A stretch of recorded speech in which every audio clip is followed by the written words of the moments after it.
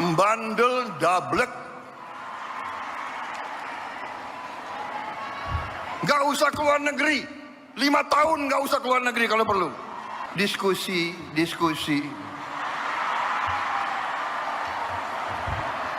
Studi banding. Mau belajar bagaimana mengentaskan kemiskinan, studi bandingnya ke Australia.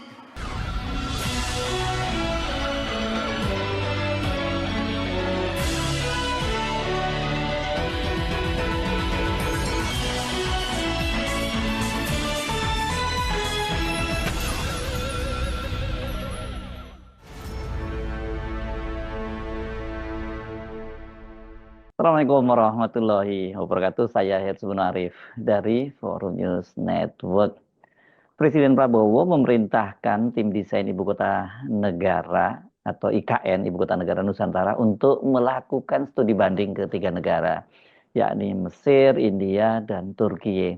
Perintah Presiden ini mendapat respon dan komentar yang sangat negatif dari pengamat, apalagi netizen. Karena ini kan bertentangan dengan ucapan Presiden Prabowo yang terus-menerus menggaungkan penghematan. Belakangan, seperti dikatakan oleh Menteri PU Dodi Hanggodo, rencana studi banding itu dibatalkan. Alasannya karena keterbatasan anggaran, dan untuk melakukan studi banding itu bisa dilakukan dengan membuka dan melihatnya di Google.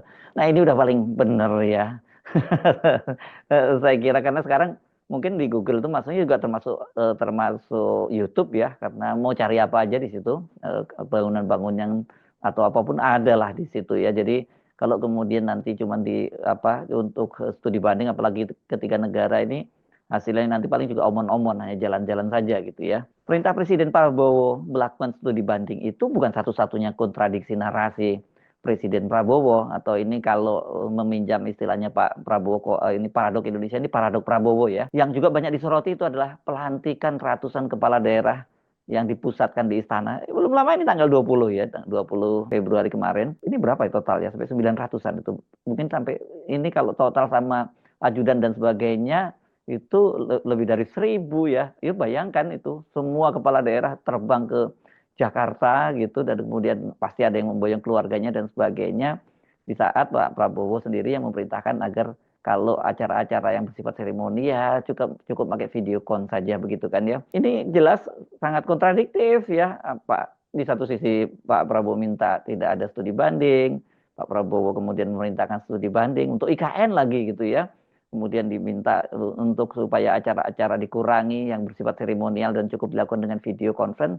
Nah, sekarang malah mengumpulkan para kepala daerah itu di Jakarta. Perintah Presiden untuk tim desain IKN melakukan studi banding itu sebelumnya juga disampaikan oleh Menteri PU Dodi Hanggodo itu pada tanggal 14 Februari lalu. Pada rapat terakhir dengan Pak Prabowo, beliau meminta studi banding ke 3 negara, yaitu Mesir, Turki, dan India. Itu disampaikan oleh Dodi saat ditemui oleh media di kantor Kementerian PU pada 14 Februari 2025 hari Jumat ini. Ini yang melansir adalah Antara dan banyak dikutip oleh media-media nasional. Dari hasil studi banding, nantinya tim desain IKN bisa menerapkannya pada kompleks bangunan yudikatif dan legislatif yang tengah dibangun di ibu kota baru. Pada saat beliau ke sana, kantor-kantor yudikatif dan legislatifnya menurut beliau itu punya karakter yang mirip-mirip dengan Indonesia. Dari situ tim nanti akan merekonstruksi gambarnya dan akan disampaikan ke Presiden lagi. Gitu ujar Menteri PU. Pak Prabowo kan beberapa waktu yang lalu menghadiri pertemuan OKI di Mesir, dan kemudian malah jadi tamu kehormatan di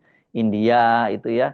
Dan juga sebelumnya itu sempat ke Turki ya, ini bertemu dengan Presiden Erdogan, yang pada waktu itu Pak Prabowo sudah terpilih menjadi presiden tapi masih dalam kapasitas sebagai Menteri Pertahanan.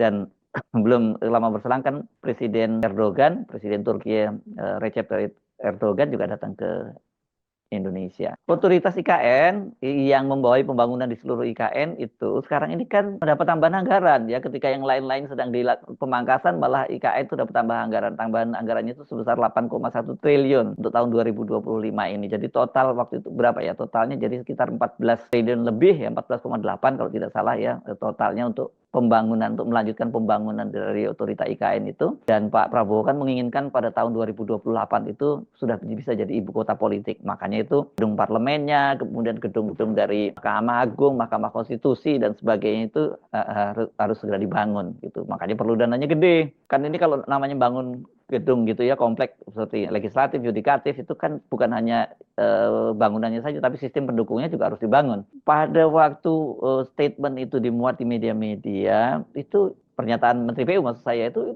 banyak yang terkejut. Sebab ini bertentangan dengan narasi yang disampaikan dalam orasi maupun pidato pengarahan Pak Prabowo dalam sidang-sidang kabinet ya.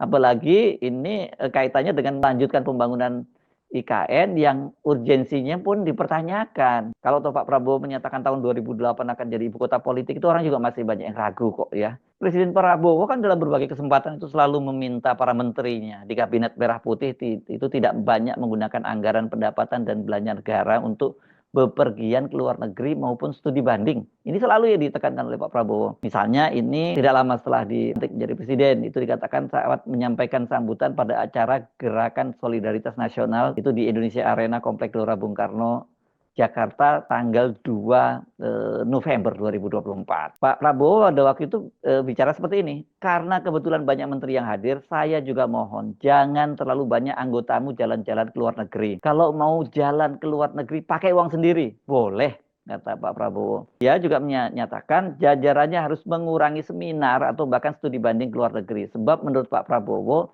para menteri sebenarnya sudah mengetahui permasalahan tanpa perlu studi banding yang hanya menghabiskan anggaran. Jadi kurangi yang seminar-seminar, yang apalagi itu kunjungan kerja, studi banding, mau studi apa gitu loh. Kalian sudah tahu masalahnya apa. Jangan terlalu banyak studi-studi, kata Pak Prabowo. Nah, tidak hanya sampai berhenti di situ, kemudian Pak Prabowo kan menerbitkan Inpres nomor 1 tahun 2025 tentang efisiensi. Di situ yang terpangkas sangat besar itu adalah perjalanan dinas. Itu dipangkas sampai 50% dan Pak Prabowo katanya bisa menghemat 20 triliun dari situ saja. Dan kemudian ini kan target efisiensi ini pada tahun 2025 itu, jadi karena Pak Prabowo minta kementerian, lembaga, dan pemerintah daerah melakukan review sesuai tugas, fungsi, dan kewenangan masing-masing, dia mengharapkan itu yang bisa dihemat efisiensinya itu sampai 306,6 triliun dari anggaran belanja negara. Dan ini bukan hanya, ini tahap pertama loh ya, ada tahap kedua dan tahap ketiga ini untuk efisiensi itu. Dan dampaknya kita tahu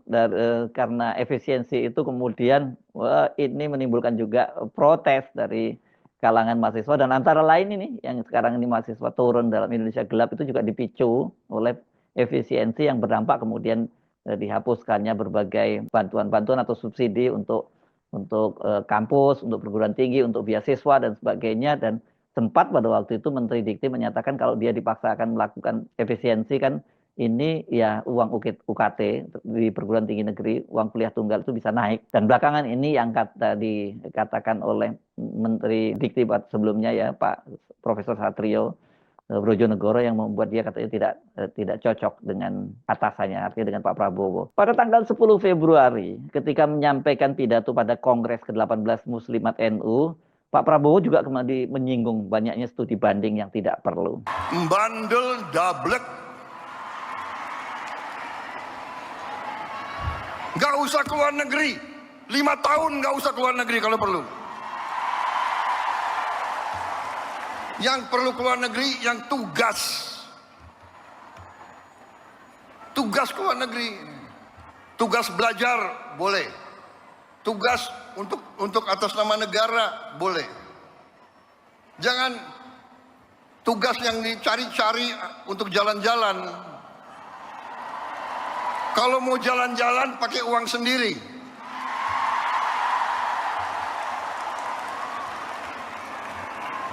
Loh, Presiden Prabowo sering keluar negeri.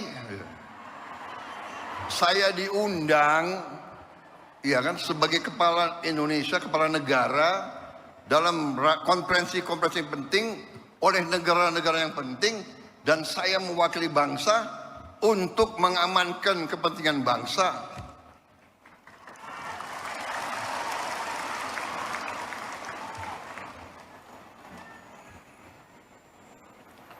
Cukup seminar, cukup kajian-kajian, cukup apa itu FGD, apa itu?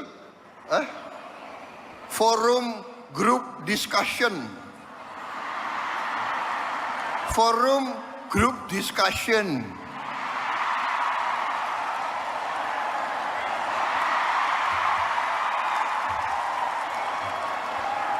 Mau diskusi apa lagi? Itu tuh, ngentaskan kemiskinan absolut. Bantu rakyat yang lapar cari makan. Sekolah yang rusak perbaiki. Jalan yang rusak perbaiki.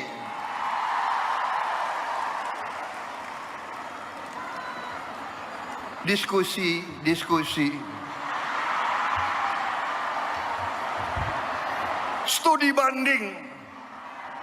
Studi banding. Mau belajar bagaimana mengentaskan kemiskinan, studi bandingnya ke Australia. Australia salah satu 10 negara terkaya di dunia.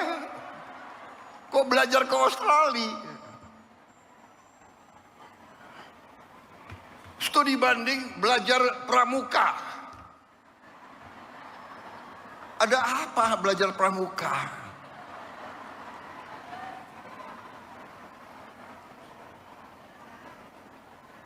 Grundel, habis itu lobby-lobby wartawan, LSM suruh nyerang. Nggak apa-apa, saya lebih takut emak-emak daripada takut mereka-mereka itu. Nah, kalau Anda tadi sempat memperhatikan bagaimana ekspresi Pak Prabowo. Pak Prabowo selalu seperti itu setiap kali bicara soal studi banding, termasuk FGD gitu ya.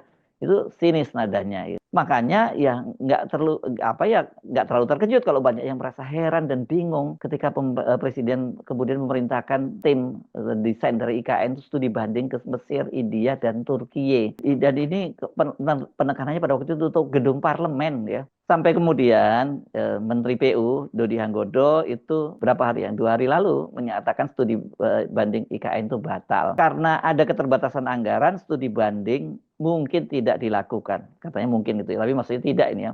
Ini bisa juga dilihat dari Google, kata Pak Dodi ini. Tapi saya tadi perlu menyatakan ditambahkan juga di YouTube yang lebih banyak dan lebih detail. Kementerian PU ini termasuk yang sebelumnya juga terkena pemangkasan anggaran dari 110 triliun itu tinggal disisakan pada waktu itu 29 triliun dan saya terkejut itu ternyata dari 29 itu 14,8 triliun dialokasikan untuk IKN. Jadi ya separuhnya ya yang digunakan untuk seluruh anggaran PU itu termasuk perbaikan jalan sehingga kemudian tidak ada rencana perbaikan jalan. Kemudian rupanya setelah terjadi rekonstruksi karena dampaknya ini sangat besar ya di Kementerian PU ini saja banyak sekali pegawai-pegawai kontrak yang menjalankan proyek-proyek infrastrukturnya PU itu bisa sampai 18.000 orang yang bakal nganggur tuh kalau kontraknya dipangkas dan istana pada itu menyebut jangan disebut PHK ya itu kan kontraknya habis. Ya dampaknya sama aja lah, mau di PHK, mau kontraknya habis, orang nggak punya pekerjaan gitu ya. Setelah dilakukan rekonstruksi, kemudian anggarannya itu dipangkasannya dinaikkan sampai 2 kali lipat ini. Jadinya dari 29 triliun menjadi 50,48 triliun. Jadi kalau semula dipangkas sampai 80 triliun lebih, itu sekarang tinggal dipangkasnya 60,47 triliun dari pagu anggaran awal Kementerian PU 110,95 triliun. Nah, yang menarik ini menurut Menteri PU bahwa berdasarkan laporan dari Wakil Menteri Pekerjaan Umum, Wamen PU Ibu Diana Kusumastuti, pemerintah itu tidak hanya berpatokan pada Mesir, Turkiye, dan India dalam menentukan desain, karena katanya Indonesia itu juga melirik desain dari Sri Lanka. Ada apa ya di Sri Lanka ini ya?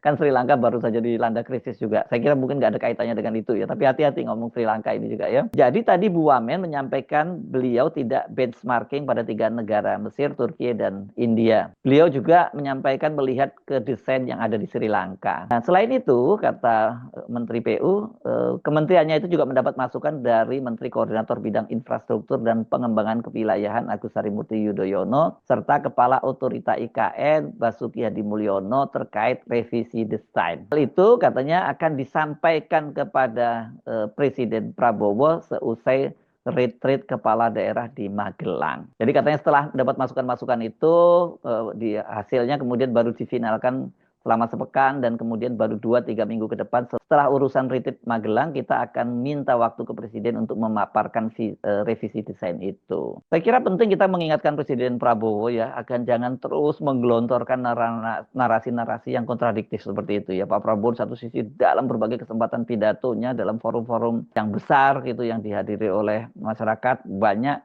selalu menyatakan bahwa pentingnya untuk melakukan penghematan, pentingnya untuk tidak terus memboroskan anggaran dengan jalan-jalan ke luar negeri dengan alasan studi banding. Tapi kalau kemudian tiba-tiba Pak Prabowo merintahkan untuk otorita IKN itu desainnya diminta untuk studi banding ke luar negeri, bahkan tidak hanya ke 1 negara sampai 3 negara. Ini orang marahnya double-double ya. Pertama kan sudah anggaran sekarang cekak, yang lain diminta efisiensi, kok mereka malah diminta untuk studi banding ke luar negeri.